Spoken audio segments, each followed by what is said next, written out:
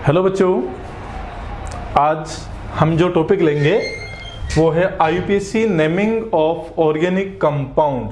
देखिए, एक simple way के अंदर हम इनको पढ़ेंगे। मतलब आज तक शायद आपके कोई भी प्रॉब्लम रही हो, लेकिन अब ये कोई प्रॉब्लम आपके नहीं रहेगी नेमिंग के अंदर। ठीक है, आईयूपीएसी नेमिंग बिल्कुल सिंपल तरीके से होगा। देखिए, सबसे पहले हम देख रहे हैं फॉर्मेट ऑफ आईयूपीएसी नेमिंग, यानी आईयूपीएसी नेम होता है किसी कंपाउंड का, तो उस नेम के अंदर कौन कौन सी चीजें, कौन कौन से कंटेन उसमें प्रेजेंट रहते हैं। तो वो कंटेन हमने लिखे हैं पीएफ, यानी प्रीफिक्स। और प्रीफिक्स हमेशा किसके लिए आता है? प्रीफिक्स हमेशा आता है किसके लिए? सब्स्टिट्यूएंट्स के लिए, सब्स्टिट्यूएंट्स के लिए।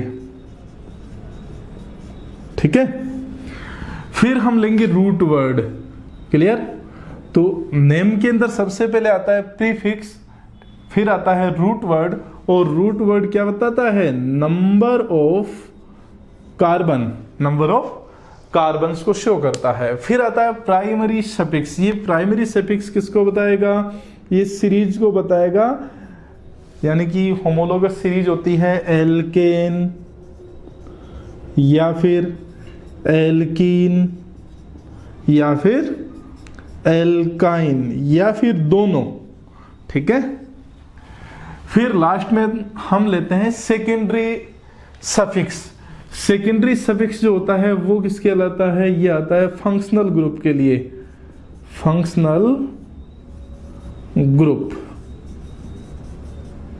ठीक है, अब देखिए दूसरी बात क्या है कि ये सभी चीजें किसी आईयूपीएसी नाम में हो जरूरी नहीं है। हो सकता है किसी कंपाउंड के अंदर कोई सब्स्टिट्यूएंट नहीं है तो उसमें प्रीफिक्स वाला पार्ट नहीं आएगा। ठीक है, हो सकता है किसी के अंदर फंक्शनल ग्रुप नहीं है तो सेकेंडरी सफिक्स वाला पार्ट एब्सेंट रहेगा, नहीं आएगा। लेकिन ये दोनों पार्ट नेसेसरीली आएंगे, क्योंकि नंबर ऑफ कार्बन तो ऑर्गेनिक कंपाउंड के लिए कार्बन नेसेसरी है। ठीक है, प्राइमरी सफिक्स जो है वो सीरीज के लिए आएगा, तो कोई ना कोई सीरीज इनमें से प्रेजेंट होगी ही होगी। तो हम क्या करते हैं, इस फॉर्मेट के अंदर जो रूल रेगुलेशन है उनके अकॉर्डिंग सारी चीजें अपन सेट करते जाएंगे, तो हमारे पास आईयूपीएसी नेम आ जाएगा उस कंपाउंड का, और वो भी एकदम करेक्ट आएगा। ठीक है, तो हम देखिए आगे इसको एग्जांपल्स के द्वारा पढ़ते हैं।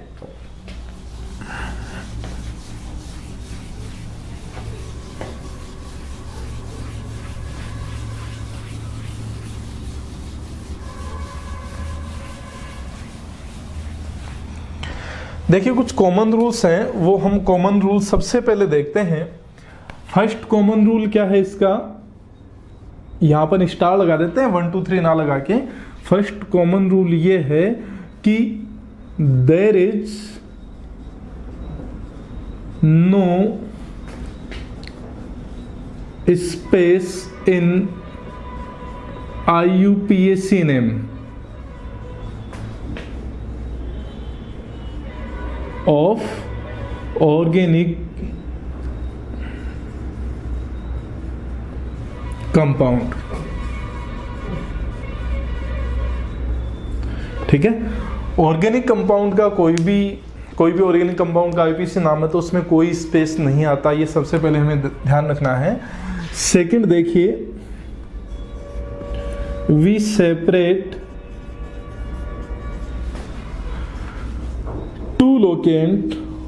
two locants by comma. ठीक है, तो 2 लोकेंट्स को हम कोमा के द्वारा सेपरेट करेंगे, and locant and word separated by dash.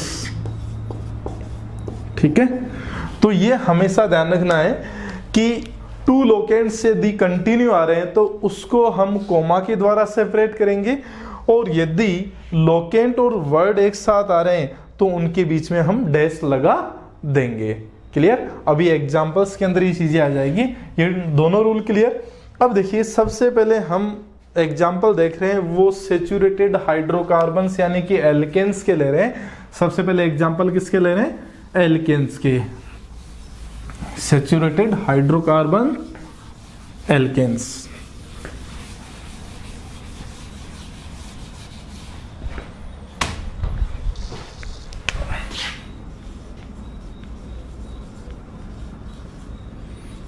Alkanes देखिए, सबसे छोटा एल्केन अपने पास में है CH4। तो CH4 में देखो कोई सब्स्टिट्यूएंट नहीं है, कोई फंक्शनल ग्रुप नहीं है। तो सबसे पहले रूट वर्ड किसके अकॉर्डिंग आएगा? Number of carbon. Number of carbon कितना है? 1। तो 1 के लिए क्या आएगा? मैथ प्लस और दो सिंगल बॉन्ड, यानी कार्बन कार्बन के बीच में सारे बॉन्ड सिंगल है, वैसे कार्बन कार्बन के बीच में कोई बॉन्ड है ही नहीं यहाँ। तो क्या सीरीज कौन सी आएगी? एल्केन सीरीज, यानी प्राइमरी सफिक्स लगेगा वो लगेगा N। तो इसका नेम क्या हो गया? सॉरी ये आएगा मीथेन। क्लियर? फिर देखिए दूसरा CH3 में देखिए कोई सब्स्टिट्यूएंट नहीं है, कोई फंक्शनल ग्रुप नहीं है। तो सब्स्टिट्यूएंट वाला पार्ट यानी कि प्रीफिक्स हट जाएगा, फंक्शनल ग्रुप वाला यानी सेकेंडरी सफिक्स हट जाएगा। तो क्या आएगा? सबसे पहले रूट वर्ड, 2 कार्बन है तो 2 कार्बन के लिए एथ, ठीक है। और फिर कार्बन कार्बन के बीच में सभी बॉन्ड कैसे हैं? सिंगल बॉन्ड है। तो क्या आएगा? N। नेम क्या हो गया? इथेन। नेम हो गया इथेन, ठीक है। फिर देखते हैं नेक्स्ट CH3CH2CH3। क्लियर? कोई सब्स्टिट्यूएंट नहीं है तो क्या आएगा? 3 कार्बन हैं तो 3 कार्बन के लिए रूट वर्ड क्या होगा? प्रोप। फिर कार्बन कार्बन के बीच में all bonds are single bond, तो सीरीज कौन सी यानी प्राइमरी सफिक्स कौन सा आएगा? N। तो इसका नाम क्या हो गया? प्रोपेन। क्लियर? नेक्स्ट देखिए, अब हम लेके आते हैं सब्स्टिट्यूएंट्स को। CH3CH3। देखिए अब यहां 2 चीजें रिक्वायर है। सब्स्टिट्यूएंट आ गया, सब्स्टिट्यूएंट आते ही हमें नंबरिंग करनी है ना। और जो चेन है उसको सेलेक्ट करना है, चेन सेलेक्ट करनी है, नंबरिंग करनी है हमें। तो चेन सेलेक्ट करने के लिए मैक्सिमम कार्बन की जो चेन होगी वो ये होगी, और इसमें नंबरिंग करेंगे तो यहाँ फंक्शनल ग्रुप नहीं है ना ही मल्टीपल बॉन्ड है। तो नंबरिंग किसके अकॉर्डिंग करें? सब्स्टिट्यूएंट के अकॉर्डिंग, यानी CH3 मेथिल के अकॉर्डिंग करना है। तो मेथिल इधर से भी 2 नंबर पे आ रहा है, इधर से भी 2 नंबर पे आ रहा है। तो ये हो गया 1 2 3। इधर से करोगे 1 2 3 यानी 2 पे आएगा, तो अपन किसी भी साइड से नंबरिंग कर सकते हैं। अब सबसे पहले देखो क्या लिखेंगे अपने फॉर्मेट में। क्या था फॉर्मेट में? था सब, देखिए फॉर्मेट को हम बना लेते हैं। पहले प्रीफिक्स, ठीक है, इसके बाद में रूट वर्ड, और रूट वर्ड के बाद में प्राइमरी सफिक्स, और फिर सेकेंडरी सफिक्स। तो सबसे पहले हमें प्रीफिक्स लिखना है, और प्रीफिक्स किसके लिए आता है? सब्स्टिट्यूएंट के लिए, मेथिल के लिए। और विद लोकेंट अपने को लोकेशन बतानी पड़ती है। तो कितने नंबर पे? 2 नंबर पे है। कौन है? मेथिल। तो क्या गया? 2 मेथिल, ठीक है। इसके बाद देखिए प्रीफिक्स के बाद में रूट वर्ड है। तो रूट वर्ड के लिए कितने कार्बन है चेन के अंदर जो हमने सेलेक्ट किए? 3 कार्बन हैं। तो 3 कार्बन के लिए क्या जाएगा? प्रोप, ठीक है। और फिर क्या आएगा? Primary suffix. सेकेंडरी सफिक्स नहीं आएगा क्योंकि उसमें फंक्शनल ग्रुप नहीं है। तो प्राइमरी सफिक्स क्या आएगा? All bond between carbon carbon are single bond. तो मेथिल प्रोपेन N लगेगा। क्लियर? तो देखिए इसमें कौन कौन से पार्ट हो गए? ये हो गया लोकेंट, ये हो गया प्रीफिक्स, ये हो गया रूट वर्ड, और ये हो गया प्राइमरी सफिक्स, ठीक है। ये तो लोकेंट, ये प्रीफिक्स, ये रूट वर्ड, और ये प्राइमरी सफिक्स। इन सबसे मिलकर ये नाम बना है। देखिए हमने ये कहा था कि जो कोई भी नंबर आता है और वर्ड आता है, नंबर और वर्ड के बीच में हम क्या करते हैं, डैश लगाते हैं। तो हमने डैश लगा दिया, डैश के द्वारा इसको सेपरेट किया है।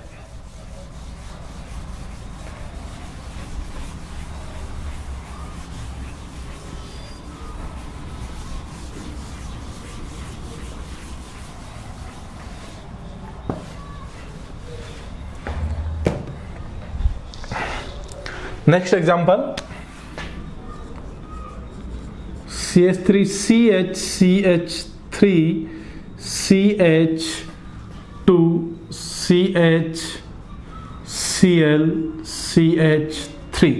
अब देखिए 2 सब्स्टिट्यूएंट है, इसमें चेन कौन सी लेंगे, पहले तो आप चेन का सिलेक्शन कीजिए। चेन हम ये लेंगे जिसमें मैक्सिमम कार्बन है, यूं लोगे तो भी सेम है, कोई दिक्कत नहीं है। तो अब इस चेन में 2 सब्स्टिट्यूएंट आ गए। एक तो कौन है, मेथिल, कौन है, मेथिल, और दूसरा कौन है, क्लोरो, मेथिल और क्लोरो। अब देखिए नंबरिंग हम करेंगे तो इधर से 1 और 2 नंबर पे सब्स्टिट्यूएंट है, इधर से 1 और 2 नंबर पे सब्स्टिट्यूएंट है, यानी सिमेट्रिक पोजीशन आ गई। कौन सी पोजीशन आ गई, सिमेट्रिक। और सिमेट्रिक पोजीशन में हम क्या करते हैं, अल्फाबेटिकल ऑर्डर को फॉलो करते हैं। तो अल्फाबेटिकल ऑर्डर में सी पहले आ रहा है तो इधर से हम नंबरिंग कर देंगे 1 2 3 4 एंड 5। ठीक है, अब हमें क्या करना है, नेम लिखना है, इसकी नेमिंग करनी है। तो नेमिंग में सबसे पहले क्या आ गया, सबसे पहले प्रीफिक्स विद लोकेंट। तो प्रीफिक्स भी अल्फाबेटिकली ऑर्डर में आएंगे। पहले कौन आएगा, क्लोरो, फिर कौन आएगा, मेथिल। तो देखिए 2 नंबर पे कौन है, क्लोरो, 2 क्लोरो। ठीक है, फिर मेथिल 4 पे है, 4 मेथिल, 4 मेथिल। फिर इसके बाद में प्रीफिक्स कंप्लीट। इसके बाद रूट वर्ड, रूट वर्ड देखिए चेन जो आपने सेलेक्ट की उसमें कितने कार्बन है, 5 कार्बन है, तो आ जाएगा रूट वर्ड पेंट। ठीक है, फिर प्राइमरी सफिक्स, प्राइमरी सफिक्स क्या आएगा, all bonds between carbon carbon are single. ठीक है, तो पेंट एन लगेगा। क्लियर, ये इस कंपाउंड का नेम हो गया। Clear, IUPAC name. नेक्स्ट देखें,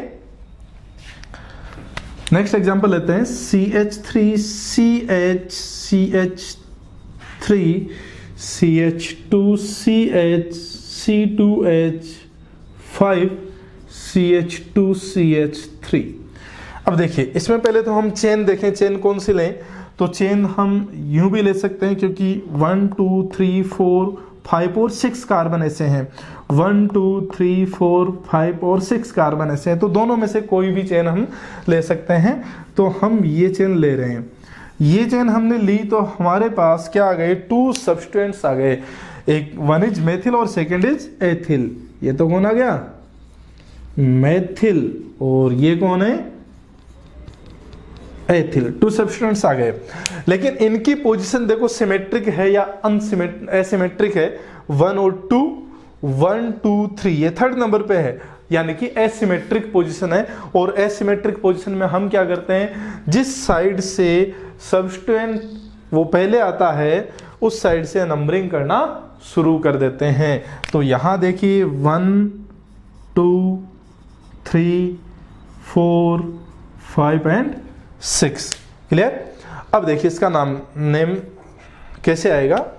सबसे पहले क्या लिखेंगे, प्रीफिक्स। प्रीफिक्स के लिए मेथिल और एथिल, लेकिन ध्यान रखना नेमिंग जब करते हैं तो जितने भी प्रीफिक्स होते हैं वो सभी अल्फाबेटिकल ऑर्डर में आते हैं। तो सबसे पहले कौन आएगा, एथिल विद लोकेंट। तो 4 नंबर पे कौन है, एथिल, 4 एथिल। इसके बाद देखिए सेकेंड मेथिल, कितने नंबर पे, 2 पे, 2 मेथिल। और फिर रूट वर्ड देखिए 6 कार्बन है तो हेक्स। ठीक है, all bonds are single bond, तो क्या लग जाएगा, एन। तो कंपाउंड का नेम क्या हो गया, 4 ethyl 2 methyl hexane, 4 ethyl 2 methyl hexane. Clear.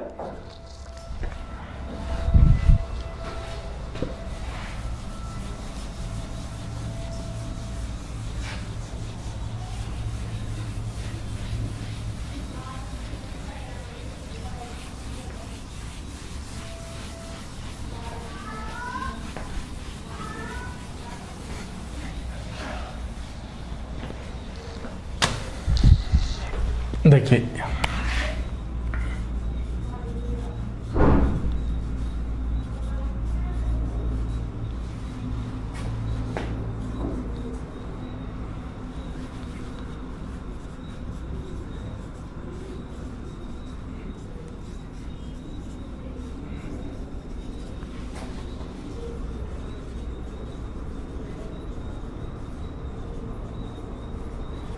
ये कोई कंपाउंड है। देखिए इस कंपाउंड के अंदर हम चेन लेंगे ये वाली, ठीक है, सबसे लंबी चेन ये जिसमें कार्बन सबसे ज़्यादा है।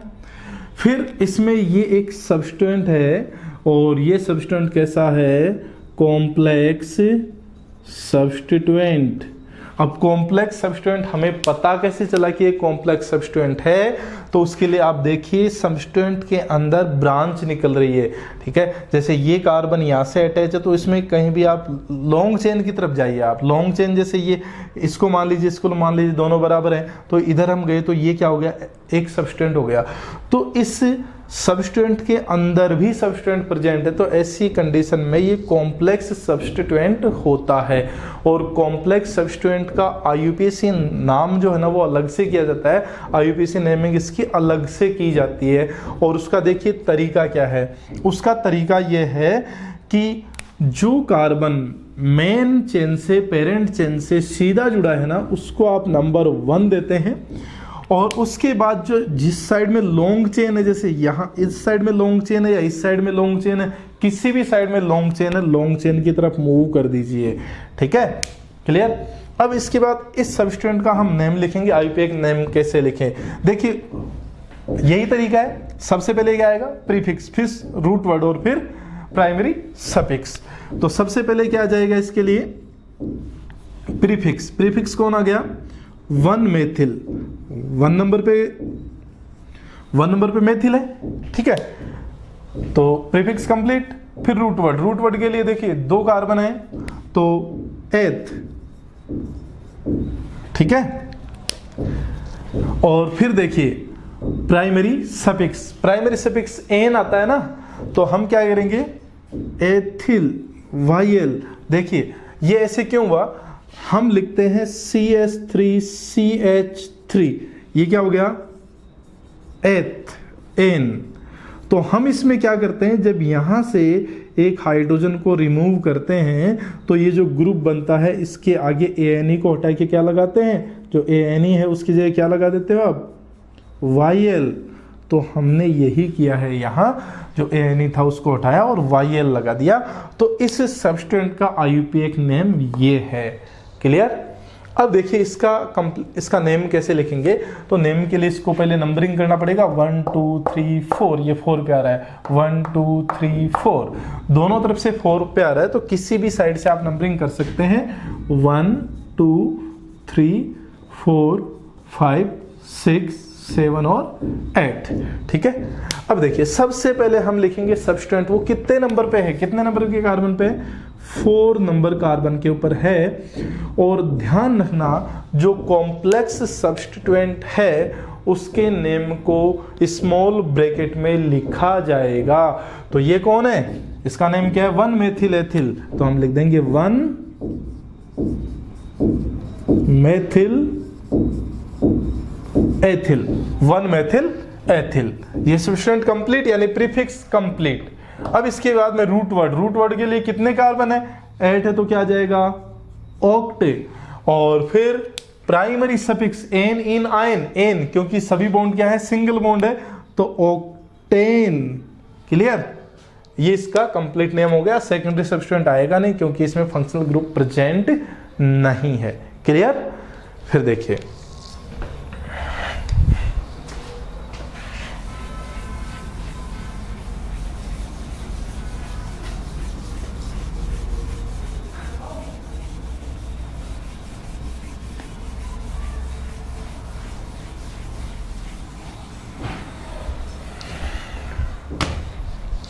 नेक्स्ट देखिए CH3CH2C CH3CH2C C2H5 CH2 CH3, ठीक है।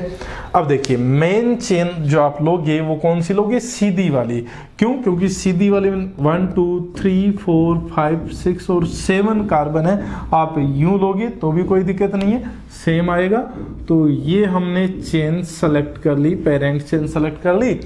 अब इसमें नंबरिंग करना है, तो नंबरिंग करने के लिए आप क्या करेंगे, देखिए 1 2 और 3 नंबर पे ग्रुप है, सब्स्टिट्यूएंट है, 1 2 और 3 पे सब्स्टिट्यूएंट है। और साथ ही देखिए ये एथिल ई से शुरू हो रहा है और ये मेथिल एम से शुरू हो रहा है। लेकिन देखिए याद कीजिए ये दोनों चीजें यहां काम नहीं आनी है। यहां काम क्या आएगा, lowest locants rule, lowest locants rule, क्योंकि सब्स्टिट्यूएंट मोर देन 2 है। तो मोर देन 2 सब्स्टिट्यूएंट होने पर क्या होता है, लोवेस्ट लोकेंट रूल काम में आता है। तो एक बार अपनी नंबरिंग इधर से कर देंगे, 1 2 3 4 5 6 और 7, और इसके लोकेंट्स को यहां राइट कर लेंगे। देखिए 3 नंबर पे मेथिल है, फिर अगेन 3 नंबर पे मेथिल है, और फिर 5 नंबर पे एथिल है। तो लोकेंट्स क्या हो गए, 3 3 5। फिर इधर से हम नंबरिंग करते हैं, 1 2 3 4 5 6 और 7। फिर लोकेंट्स को यहां लिखेंगे।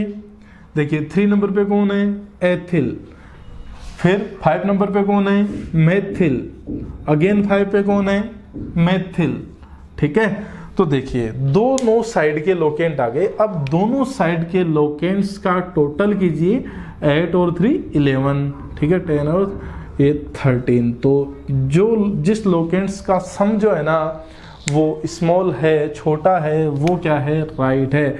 यानी कि ये वाली नंबरिंग सही है और ये वाली नंबरिंग गलत है, ठीक है। ये राइट है, ये रॉन्ग है, क्लियर। अब हम क्या करते हैं, इस वाली ऊपर वाली जो सही नंबरिंग है, राइट नंबरिंग है, उसके अकॉर्डिंग नेम इसका लिखते हैं। लेकिन ध्यान रखना नेम के अंदर हमेशा प्रीफिक्स किस में आएंगे, अल्फाबेटिकली ऑर्डर में आएंगे। तो 5 नंबर पे कौन है, एथिल, तो सबसे पहले क्या आएगा, 5 एथिल। फिर 3 नंबर पे कौन है, 3 नंबर पे एथिल। तो 3 नंबर पे देखिए भी 3 नंबर पे मेथिल है, और मेथिल अगेन एक बार और 2 सब्स्टिट्यूएंट है, तो इसको 2 टाइम लिखेंगे, 3 3।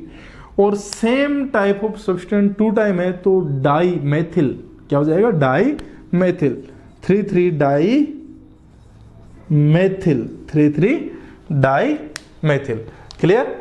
अब देखिए 3 3 डाई मेथिल यानी सब्स्टिट्यूएंट कंप्लीट हो गए, 1 2 और 3 सब्स्टिट्यूएंट हमने लिख दिए। इसके बाद में क्या आ जाएगा, रूट वर्ड आ जाएगा। तो रूट वर्ड में क्या आ जाएंगे, 7 कार्बन है, तो 7 कार्बन के लिए हेप्ट।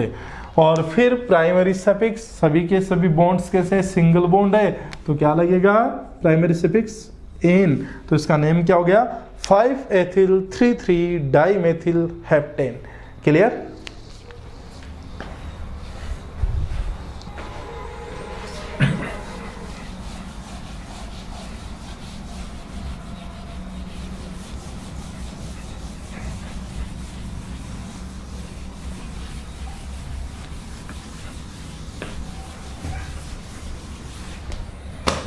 देखिए एक छोटा सा टॉपिक लेते हैं नेमिंग के बीच में, bond line notation. Bond line notation, bond line notation में देखिए क्या होता है, जो कार्बन है उस कार्बन को हम या तो कॉर्नर के द्वारा बताते हैं या हम बताते हैं उसको किसी भी बैंड के द्वारा। देखिए यहां क्या है, ये क्या है, ये कार्बन्स है, ये क्या है, कार्बन्स है, ठीक है। और यहां भी क्या है, कार्बन है। तो इसका एक सिंपल सा मेथड ये है, हम इसको किस तरीके से समझ सकते हैं। जैसे मान लीजिए कि मैंने क्या किया, किसी एक ऑर्गेनिक कंपाउंड के लिए मैंने ये बॉन्ड लाइन नोटेशन बनाया। तो इस बॉन्ड लाइन नोटेशन में मैं क्या मान रहा हूं, यहां एक कार्बन मान रहा हूं, ठीक है, यहां एक कार्बन मैंने माना। और कार्बन की वैलेंसी कितनी होती है, 4 होती है। तो इसकी 2 वैलेंसी पहले से कंप्लीट है, 1 और 2। और बची हुई 2 जो है वो क्या होगी, वो होंगी सेटिस्फाइड बाय H, हाइड्रोजन के द्वारा वो सेटिस्फाइड होंगी। ठीक है, ऐसे ही देखिए यहाँ हमने एक ब्रांच इसमें और बना दी, तो यहाँ क्या है, एक कार्बन है, क्लियर, और इस कार्बन की कितनी वैलेंसी पहले से सेटिस्फाइड है, 1 2 और 3 बॉन्ड पहले से फॉर्म कर रखे हैं, तो बाकी बचा हुआ जो 1 है वो किसके द्वारा सेटिस्फाई होगा, वो हाइड्रोजन के द्वारा होगा। यानी कि यहाँ जो है ना बॉन्ड लाइन नोटेशन में हम नंबर ऑफ हाइड्रोजन को शो नहीं करते हैं। ठीक है, फिर यहाँ अपन बात करें, यहाँ भी कार्बन है, यहाँ भी कार्बन है और यहाँ भी कार्बन है, तो इनकी कितनी वैलेंसी पहले से सेटिस्फाइड है, 1, और बाकी 3 बाय हाइड्रोजन। ठीक है, कहने का मतलब ये है कि बॉन्ड लाइन नोटेशन में हम कभी भी हाइड्रोजन्स को शो नहीं करते। हाँ, यदि डबल बॉन्ड, ट्रिपल बॉन्ड है, कोई फंक्शनल ग्रुप है ना, तो उसको हम इसमें शो करते हैं। और यदि सब्सटेंट कोई है और वो कोई एल्किल ग्रुप नहीं है, ऐसा सब्सटेंट जो एल्किल ग्रुप नहीं है, तो उसमें हम क्या करते हैं, उसको शो करते हैं। जैसे एग्जाम्पल, अब देखिए यहां एक सब्सटेंट है मेथिल, तो इसका मतलब CH3 है। ठीक है, तो इसको मैंने शो नहीं किया, इसको ऐसे कैसे रख दिया, लेकिन यदि यहां ब्रोमो सब्सटेंट है तो हमें इसको शो करना पड़ेगा। ठीक है, क्लियर। इस तरीके से बॉन्ड लाइन नोटेशन किसी का भी बनाया जा सकता है। ये हम इसलिए पढ़ते हैं कि हमें CH2 CH3 ये बार बार नहीं लिखना पड़ता, तो हमारे लिए स्टडी करना इजी हो जाता है। अब देखिए ये क्या है, इसको हम बॉन्ड लाइन नोटेशन को ना लेके हम नॉर्मल वे में लेते हैं। CH3CH और ये कौन है, CH3, ये CH, फिर Br, CH2 CH3, इसका बॉन्ड लाइन नोटेशन ये है। तो ये हमारे लिए इजी रहता है, इसलिए हम इसको लेते हैं। ओके।